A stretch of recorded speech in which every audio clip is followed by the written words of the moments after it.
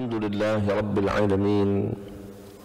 Wa sallallahu ala sayyidina Muhammadin wa ala alihi wa sahbihi ajma'in, amma ba'd. Jamaah salat subuh yang dimuliakan oleh Allah subhanahu wa ta'ala, alhamdulillah, pada hari ini kembali Allah kumpulkan kita di majelis ilmu, majelis yang insyaallah menjadi saksi kelak di hadapan Allah kalau kita ini pernah ngaji, pernah berkumpul untuk mempelajari apa yang telah disampaikan oleh baginda Muhammad sallallahu alaihi wasallam. Amin ya rabbal alamin. Salawat beriring salam terlimpah curahkan kepada Nabiyyuna Muhammad sallallahu alaihi wasallam. Allahumma salli ala sayyidina Muhammad wa ala ali sayyidina Muhammad.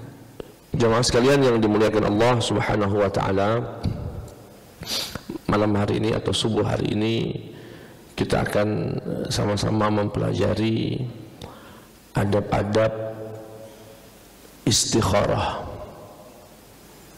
adab-adab melakukan istikharah. Sebelumnya kami sampaikan secara bahasa, dalam bahasa Arab jika kata diawali dengan kata ist, ada ist ya gitu, itu biasanya diartikan meminta, diartikan meminta, istighfar, minta ampun. Istighatsah, minta pertolongan. Istisqa, minta hujan. Istikharah, istikharah. Jadi penyebutannya jangan salah. Istikharah, ist meminta, kharah dari kata satu kata dengan khair, kharah, meminta yang terbaik. Jadi istikharah itu adalah upaya untuk mendapatkan yang terbaik, yang mendapatkan sesuatu yang diridhai oleh Allah subhanahu wa ta'ala. Ini secara bahasanya. Lalu kenapa Ustaz? Karena pilihan itu dampaknya bukan hari ini langsung, terkadang atau bahkan seringkali dampaknya itu minggu depan, tahun depan, 10 tahun yang akan datang. Nah kita ini sebagai manusia yang banyak kekurangan kan nggak tahu masa depan itu bagaimana, Pak. Menyekolahkan anak, mondokkan anak misalnya, apa anak ini sebetulnya bagus dipondokkan atau di sekolah umum sebetulnya? Secara hitungan manusia mungkin pondok lebih bagus, tapi kita nggak tahu 10 tahun ke depan anak ini bagaimana. Kemudian kalau sudah memutuskan ingin memondokkan anak, di pondok yang mana? Pondok tahfidz Quran atau pondok baca kitab kuning? Pondok di dalam kota Palembang atau di Sumsel atau di luar Sumsel? Tidak tahu, Pak, mana yang lebih maslahat. Nah ini fungsi istikharah. Dan orang yang tidak istikharah, Pak, itu tanda-tanda dia merasa tahu semua. Oh ini pondok yang paling bagus tuh yang ini, inilah yang paling cocok. Nah lalu dia tidak melibatkan Allah subhanahu wa ta'ala, berarti kan dia merasa tahu galau. Nah di sini ada yang mengatakan orang yang tidak istikharah dalam hal yang ingin dia lakukan itu benih-benih kesombongan. Dia merasa bisa menghitung-hitung sendiri, dia merasa tahu mana yang lebih maslahat, dia merasa ya bisa menentukan mana yang terbaik dan seterusnya. Dan orang yang selalu istikharah sebaliknya adalah tanda ketawaduan, tanda kerendahan hati dia. Dia merasa tidak tahu apa-apa meski pendidikannya mungkin sampai doktor. Ya, dia merasa tidak tahu apa-apa meski dia mungkin sudah berpengalaman. Ya, tapi tetap kita istikharah, kita minta petunjuk kepada Allah, dan itu tanda, ya, tanda daripada kerendahan hati kita. Kita menghadap Allah, kita sholat, kita minta petunjuk. Ya Allah, apakah ini yang terbaik? Mana yang terbaik? Dan sebagainya. Baik, ini pengantar saja Bapak Ibu, ya, daripada sholat istikharah. Berikutnya kita akan coba memulai masuk dalam pembahasan istikharah. Ketika seorang muslim dihadapkan pilihan jodoh misalnya, ya, aku tidak ngomong untuk jodoh bapak-bapak ya, kayaknya sudah bukan waktunya lagi yang yang diistikharahkan bapak-bapak ini jodoh buat anaknya. Makanya dari tadi contoh aku jodoh buat anak Pak, bukan jodoh buat bapak. Tapi kalau bapak nak ngamalkannya tidak apa-apa juga, silahkan cak ini cak. Iya. Nah ketika kita dihadapkan satu pilihan seperti jodoh tadi, seperti pendidikan buat anak, ya, seperti membeli rumah atau menjual rumah, atau bahkan mencalonkan diri menjadi wali kota, atau pagi-pagi ke kantor, tahu-tahu dipanggil bosnya, dipanggil atasannya, mas, sampai di sana kata atasannya, aku nak ngenjuk kamu jabatan, siap-siapkanlah CV-nya macam-macam bla bla bla bla bla. Oh, kita tidak tahu nih jabatan yang akan diberi ini apakah membawa kemaslahatan untuk kita atau justru menjadi awal dari petaka. Izin sama bosnya, bos, aku belum pacak jawab, insya Allah besok aku jawabnya. Salat istikharah, minta petunjuk sama Allah. Ya Allah, apakah jabatan yang ditawarkan ini adalah yang Engkau ridhai, yang Engkau mendatangkan kebaikan atau tidak? Itu hati seorang muslim. Enggak, siap bos, siap 86. Kaget dulu, pikir dulu, pertimbangan. Nah, ketika mendapatkan dalam kondisi semacam itu, berkaitan jodoh, pekerjaan, harta, rumah dan sebagainya, ada dua langkah yang sebaiknya dilakukan oleh seorang muslim. Yang pertama, melakukan istisyarah, baru istikharah. Begitu kata Imam Nawawi, urutannya istisyarah dulu. Istisyarah itu apa Ustaz? Meminta pendapat ahli, meminta pendapat orang yang berpengalaman. Minta pendapat dulu, misalnya mau mondokkan cucungnya, anaknya, sebelum istikharah nanya dulu sama beberapa orang yang sudah pernah mondok kepada Ustaz, kira-kira aku ini nak mondokkan anak setingkat atau cucung setingkat SMP, bagusnya di mana lah? Apa di luar Palembang atau di dalam Palembang? Kalau di Palembang kira-kira pondok mana lah? Minta pendapat. Apa pertimbangannya Ustaz? Apa kelebihan pondok ini? Apa kekurangannya? Apa kira-kira cocok ini karakter anak kami ini, cak ini hafalannya kuat Ustaz. Oh, berarti kan bakal diarahkan ke hafalan Quran. Hafalannya agak susah Ustaz, sering lupa wongnya misalnya. Itu namanya istisyarah. Tentang kesehatan, mau berobat di mana? Tanya dokter A, B, C, tanya orang yang sudah pernah berobat. Kira-kira rumah sakit mana yang pelayanannya bagus, biayanya yang. Setelah istisyarah, mendapatkan pandangan-pandangan tadi, barulah ia melakukan salat istikharah untuk meminta petunjuk. Ya Allah, mana yang terbaik, mana yang Engkau ridhai. Itu urutannya Pak. Jangan dibalik. Jangan istikharah baru istisyarah. Kenapa? Karena kalau orang sudah melakukan istikharah, meminta petunjuk oleh Allah kepada Allah, dan dapat jawaban, sudah ada kecondongan nih dari jawaban istikharah tadi, hatinya sudah diarahkan ke satu pilihan. Kemudian dia bertanya A, tanya B, tanya C, berpikir ulang. Iya juga yang diomongin, mantap juga omongan dia ini. Padahal Allah sudah nunjuk petunjuk tadi. Ini termasuk su'ul adab. Sudah ditunjuk petunjuk, ditinggalkannya karena pandangan manusia. Itu termasuk tidak beradab, tidak beretika. Jadi urutannya kita lakukan istisyarah, baru melakukan istikharah. Nah, setelah Bapak sudah melakukan istisyarah tadi, melakukan meminta pandangan ahli, meminta pandangan orang yang berpengalaman, meminta pandangan orang yang sudah lebih merasakan garam kehidupan, barulah Bapak melakukan sholat istikharah. Melakukan sholat istikharah diawali dengan niat yang ikhlas, betul-betul ikhlas, betul-betul ya tulus ingin melaksanakan istikharah dan minta pendapat petunjuk Allah. Setelah itu wudu yang sempurna. Wudu yang sempurna, maksudnya sempurna gimana Ustaz? Ya sunnahnya diamal ke 3 kali galo, istinsarnya bagian hidungnya dilakukan galo, ya siwaknya dilakukan, sempurna, wudu yang sempurna. mengusap atau membasuh tangannya sampai dengan lengan, bahkan melebihi lengannya, melebihi sikunya. Sudah, ketika sudah wudu yang sempurna, barulah melakukan salat istikharah. Kata Nabi, idza hamma ahadukum bil amri falyarka' rak'ataini min ghairil fariidah. Jika salah satu di antara kalian ya kedatangan kegelisahan, kebingungan terhadap suatu hal, tidak tahu mana yang lebih manfaat, yang lebih maslahat, falyarka' rak'atain, maka salatlah 2 rakaat selain daripada salat fardu. Selain daripada salat fardu. Itulah yang kita biasa lakukan dengan niat usolli sunnatal istikharah rak'ataini lillahi ta'ala.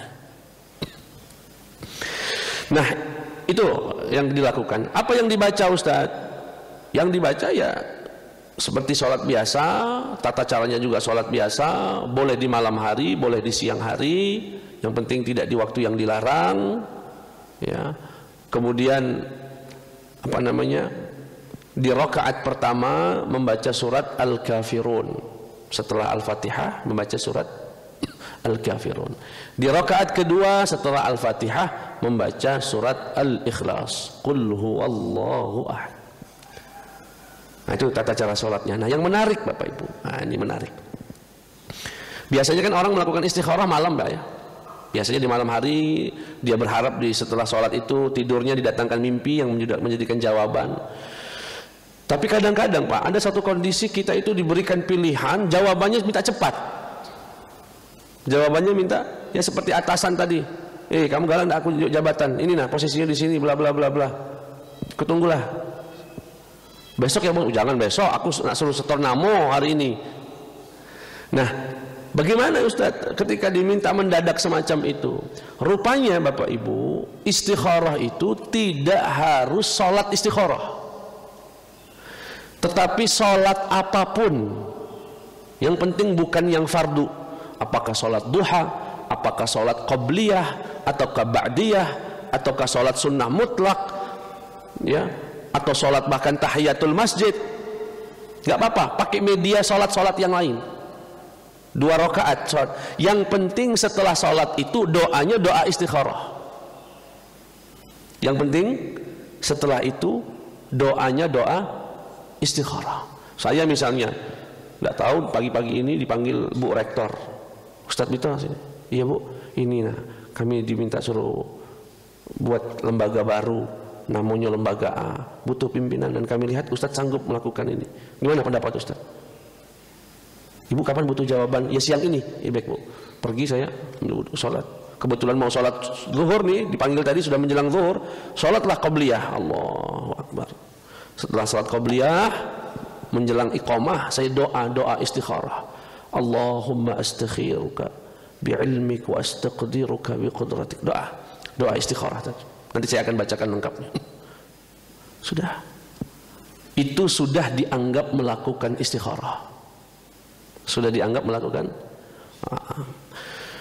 Saya sebutkan redaksinya dikutip dari Imam Nawawi. Qala Ibnu Hajar wa qala An-Nawawi dalam kitab Al-Adhkar, "Lau da'a, andaikan seorang muslim berdoa bidu'ail istikharah, dengan doa istikharah, aqiba ratibati salati dhuhri, setelah melakukan salat sunnah qabliyah atau ba'diyah zuhur misalnya, atau salat nawafil ratibah yang lain, qabliyah zuhur, qabliyah asar, ba'diyah maghrib misalnya, atau wal mutlaqah, salat sunnah mutlak.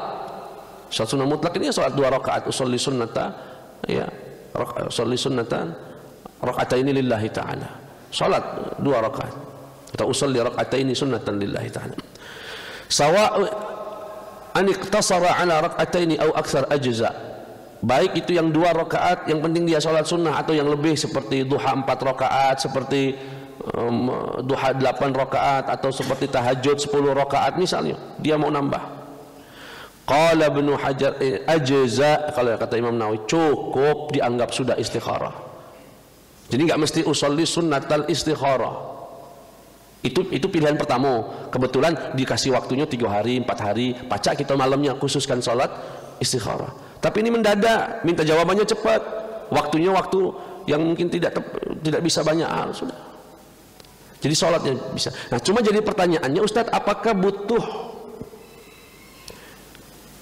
diselipkan niat istikharah dalam sholat tadi, atau cukup satu niat sholat? Maksudnya, saya misalkan sholat duha, ya, usolli sunnat duha wal istikharah, atau cukup usolli sunnah duha, yang penting doanya istikharah.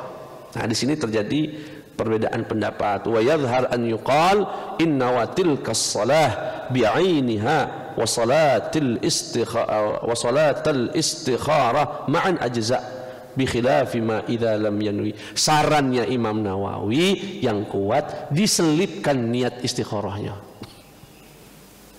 Jadi salat qabliyah wal istikharah, salat duha wal istikharah.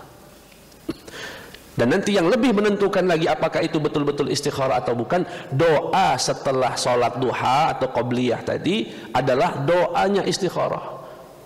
Ustadz, boleh nggak doa istikharahnya pakai bahasa Indonesia? Jangan, pakai bahasa Arab. Tapi kan tidak apa Ustadz, redaksinya panjang. Ya, redaksinya panjang. Kenapa Ustadz? Begini Bapak Ibu, karena Nabi disebutkan dalam riwayat, beliau itu mengajarkan bacaan doa istikharah seperti sedang memberikan hafalan surat Al-Quran. Disebutkan Nabi saat itu mengajari kami doa istikharah seperti beliau mengajari kami surat pada Al-Quran. Artinya apa? Kalau bisa jangan ada yang ditambah, yang dikurang, persis seperti yang dari Nabi.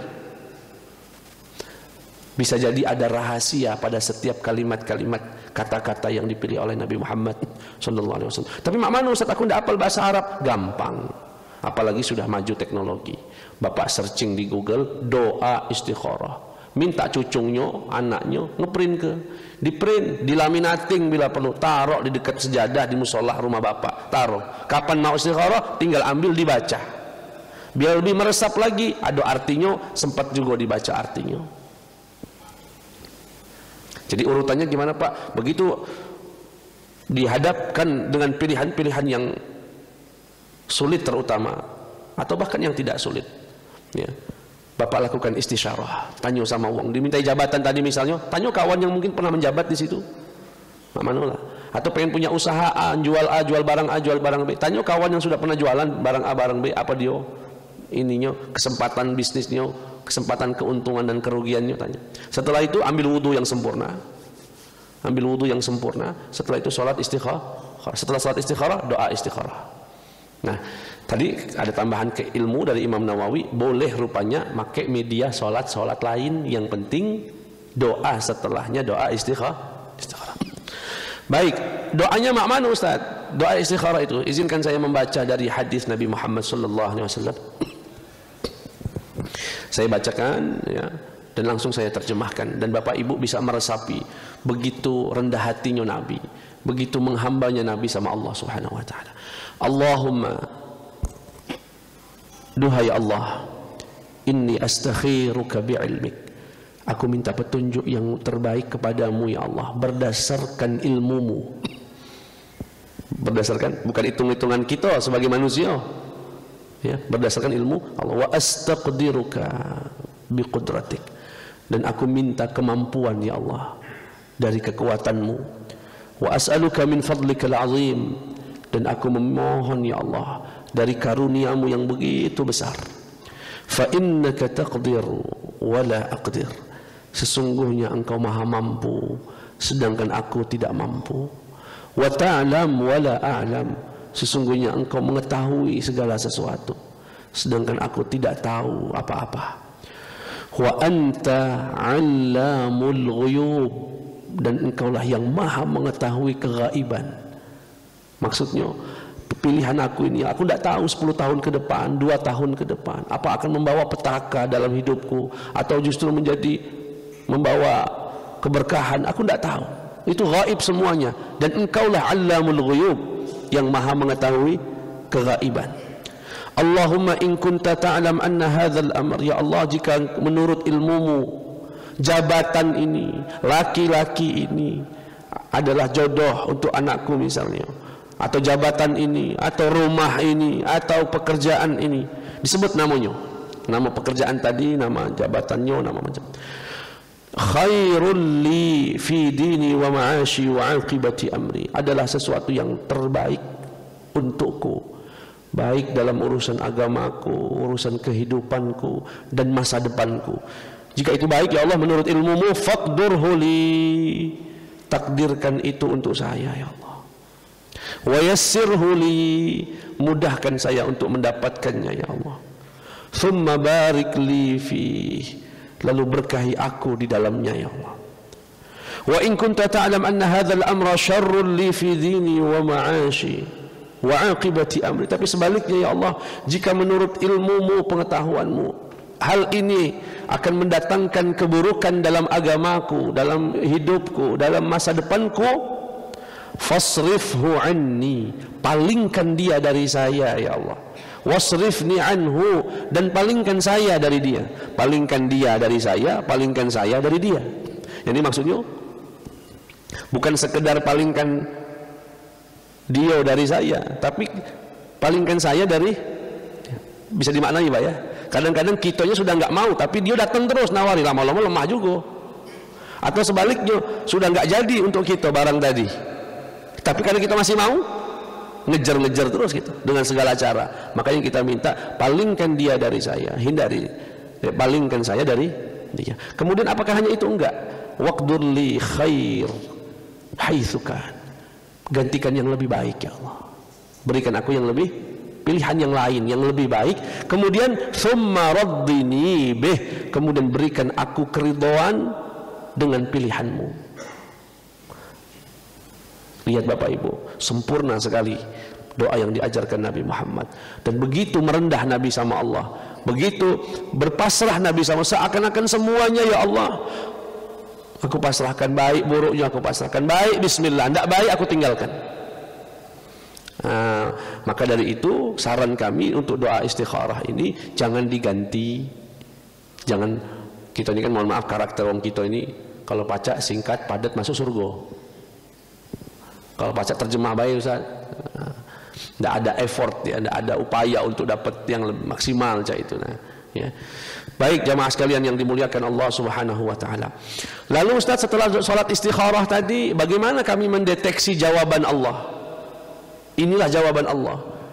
Beragam Pak cara Allah memberikan jawaban.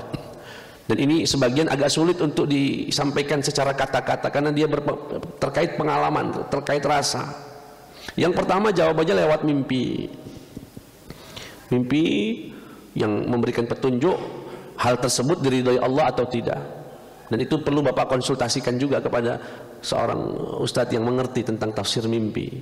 Ustadz, setelah sholat istikharah tentang laki-laki yang melamar anak gadisku, besok Ustaz, anakku dipatok ular Ustaz, anakku giginya rontok Ustaz, anakku atau saya Ustaz melihat ada seekor macan yang menerkamku, macam-macam. Itu petunjuk dari Allah. Selesai berarti Pak, dengan bismillah, dengan baik-baik batalkan. Oh Ustaz, datang dalam mimpiku ada seekor kuda putih datang ke rumah, begitu indah, kami naik di atasnya, dia berarti lanang yang nak datang besok ini insya Allah bang baik, sambutlah Pak dengan segala kebahagiaan. Itu tunjuk dari Allah. Begitu cara mimpinya itu Pak, dan jawaban Allah itu macam-macam. Atau pakai warna, setelah sholat istikharah tidur, terlihat dalam tidur itu warna misalnya hitam semua, gelap, tanda Allah nggak ridha. Hitam dan merah itu tanda Allah nggak ridha. Hijau dan putih tanda Allah ridha. Ya. Atau ini lewat mimpi. Kadang-kadang nggak lewat mimpi. Lewat apa Ustadz? Nah ini secara pribadi saya ceritakan, diberikan ketenangan hati yang luar biasa. Susah dibahasakannya itu Pak. Jadi tadinya sebelum sholat itu gelisah, ini mana gelisah. Tapi setelah sholat mungkin dia tidur, besok pagi merasa ada ketenangan yang Allah kirim ke hatinya untuk melakukan satu dari pilihannya tadi. Bismillah, aku mantep.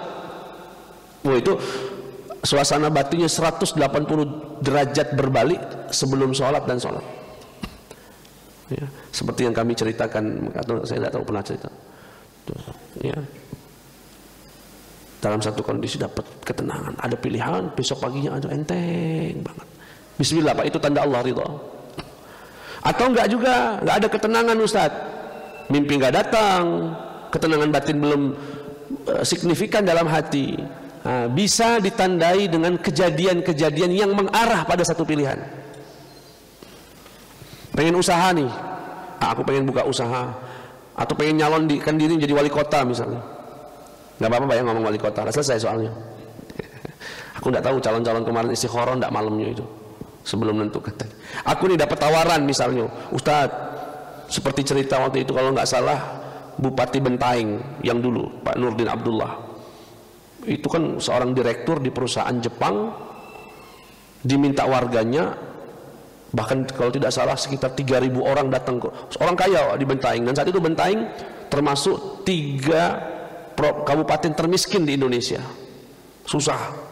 Beliau diminta warganya untuk bla bla bla. Kata beliau, buat apa? Saya sudah cukup sugih, gitu kan? Buat apa lagi jadi bupati? Pulanglah rakyatnya 3.000 orang tadi dan tidak mendapatkan jawabannya. Sampai datang, saya agak lupa, 3 atau 4 kiai di kabupaten itu datang dengan kalimat yang menyentuh beliau. Apa kalimatnya? Profesor beliau, Profesor Nurdin, kami meminta Bapak, berharap Bapak jadi bupati bukan biar Bapak jadi mendapatkan kenikmatan atau mendapatkan jabatan, enggak. Kami minta Bapak turun sedikit dari kenikmatan Bapak. Jadi biasanya orang tuh ditawari jabatan biar tambah. Ini bahasa kiai-kiai tadi Pak, bahasanya turunlah Pak sedikit dari kenikmatan Bapak, kenyamanan dia sebagai orang sugih, orang kaya, kurangi sedikit untuk berbagi dengan rakyatnya. Kata beliau istikharah. Nah begitu dicalonkan istikharah itu sebagai seorang muslim, dan mendapat apa akhirnya? Begitu dia beristikharah, besoknya datanglah apa namanya, warga pakai becak katanya Pak, bondong-bondong bawa becak ke rumahnya, menawarkan apa, siap mendukung mereka.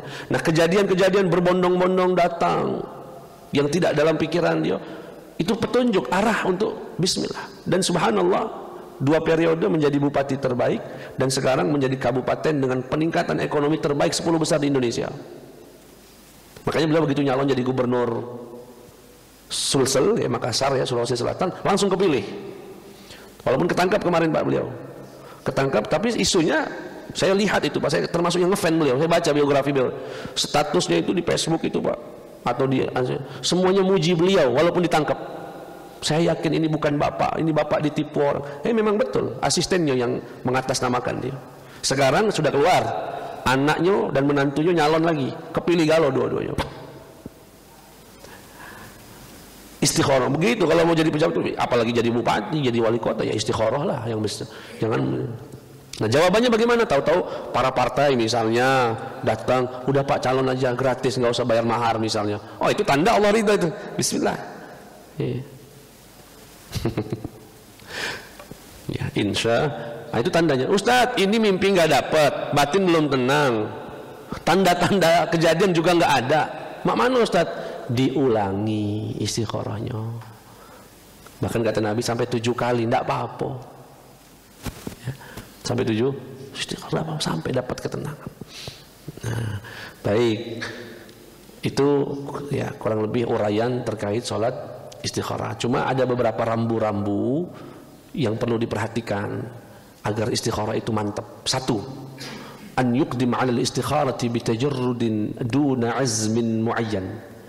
Hendaknya melakukan istikharah itu dengan hati yang belum bulat kepada atau belum condong kepada satu pilihan. Memang masih bingung. Kenapa kalau Bapak misalnya anak gadisnya datang, Pak, ada cowok aku, ada lanang nak ngelamar aku, cocok nian sama dia. Cocok nian. Lah ganteng ini macam cocok nian. Kata bapaknya, istikharah baik. Susah itu Pak. Tidak berubah. Walaupun mimpinya datang lanang itu jadi penjahat di dalam mimpi, lah ngomong lah bulat, aku salah cocok, aku lah mantep, nah bismillah. Kemudian bapak suruh istikharah, itu nggak ngerubah sesuatu. Kalau sudah punya, lalu gimana Ustaz kalau sudah punya kecondongan kemantapan? Ya bismillah, doa, semoga itu yang terbaik. Istikharah itu dilakukan saat momentum hati ini masih betul-betul. Karena kalau sudah condong Pak, khawatir petunjuk Allah diabaikan dengan kecondongan, apalagi sudah pakai nafsu, itu nggak manfaat lagi petunjuk Allah. Ya, itu makanya bahasa Nabi, jika salah kata kamu gelisah, ada ketidaktenangan dalam batin, nah itu minta petunjuk. Kalau lah mantap lah ini sudah. Ya. Yang berikutnya, antakuna fi kullil umur, hendaknya istikharah itu dalam segala hal. Kita ini kan biasanya istikharah buat yang besar-besar aja Pak ya, jodoh, rumah, pekerjaan. Kalau yang kecil-kecil misalnya hari ini misalnya apalah ya, nah makan boleh istikharah dulu aku Pak ya Allah ya, karena sebetulnya kecil atau besar kan kita nggak tahu sebetulnya, bukan berarti manusia ini aku ini saat kalau yang besar-besar aku nggak tahu apa mana yang terbaik untuk masa depan, tapi kalau yang kecil-kecil aku tahu. Enggak Pak, kita ini kecil besar enggak tahu sebetulnya. Enggak tahu. Jadi hendaknya tidak hanya di perkara yang besar saja ya.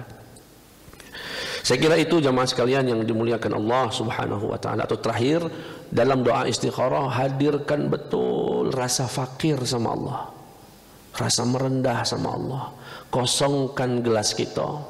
Minta petunjuk, ya Allah aku betul-betul enggak tahu. Aku betul-betul butuh petunjuk-Mu. Aku betul-betul ya Allah mengharap arahan dari-Mu. Hatinya dihadirkan semacam itu.